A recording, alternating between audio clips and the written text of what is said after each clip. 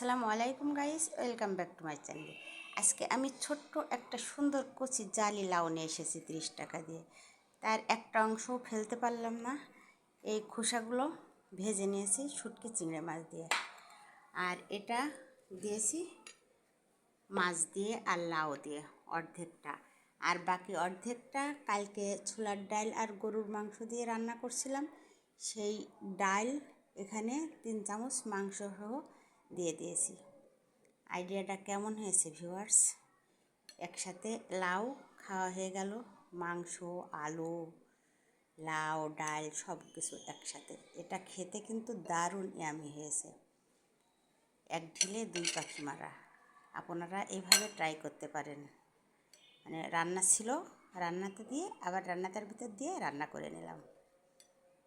আমার তরকারি নষ্ট হলো না, কিচ্ছু নয়। একসাথে একটা লাউ দিয়ে 3টা তরকারি ডান। কেমন হয়েছে আপনারা অবশ্যই কমেন্টের মাধ্যমে জানাবেন।